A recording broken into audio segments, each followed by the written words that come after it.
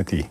Pra, se motivi ka qenë pasuror, që ka shku edhe përtej, se ka dasht me u siguru se a ka edhe mjete në kartelën e tij, ai vërtetoi ai me pohimin e tij.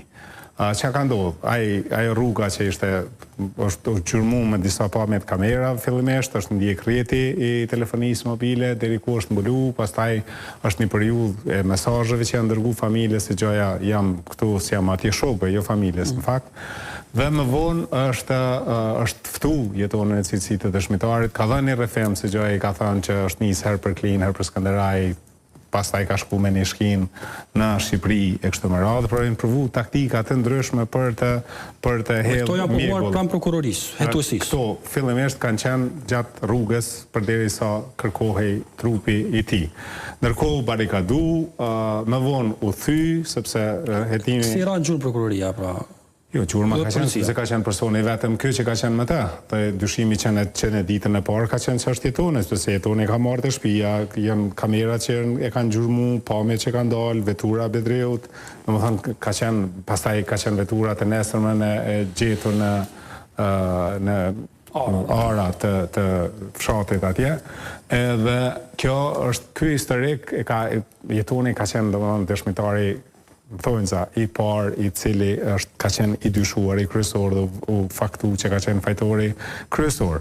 Pastaj implikimi i vllait i, sepse vllai i në gjati ka luajtur një rol jashtëzakonisht perfekt, pra ka mbajt familjen në mashtrime, me premtime të kota, me që unë në qoftë se del që unë kemi lidhje, çfarë do lidhje në këtë proces, ne ja u kemi 10 gjaqe bërsh, pastaj ka shku dhe ka zhvarros trupin në momentin kur është arrestu jetoni, ai e ka varros, pra ka zhvarros, ka varros si një i mirë i terrenit, sepse sipas tij ka luftu në shlirimtar në atë zonë dhe i ka njoftë ato zona, ka shku dhe ka zhvarros trupin e tij.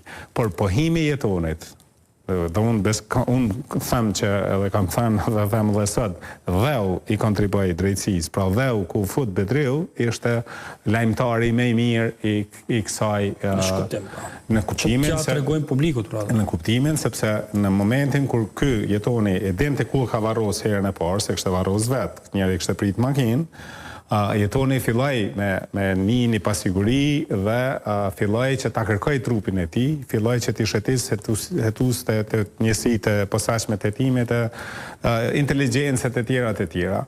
Vllai i tij, si njeriu që e kishte rivarros për të dyti, nuk mund të koordinoheshin bashkë. Dhe kur ran nga përgjimi i monitorimi bisedës, se ishte përgjim telefonik, monitorimi bisedës e tyre, kur ishte çështja shfaqësuese në gjatë e ngreste tonën edhe i flesta atij, tregon vlla, gjeje ku është, mos na shetit, mos e jem lodh, ndërkohë që kur ishte këtu, ku jo të perdja, jo, shko manalt. Kur gjetë perdja e kështu me radhë. Pra, nuk përdu me ngarku sepse janë detaje tash edhe për familjen me i ridëgjue, rilexue, miqtë e tij, familjarët e tij. Ishte në krem që përveç që ishte i kryer me dinakrie pa besi të thellë, ishte menduar edhe se si të zhdukej e se si fajtorët të shpjambathnin.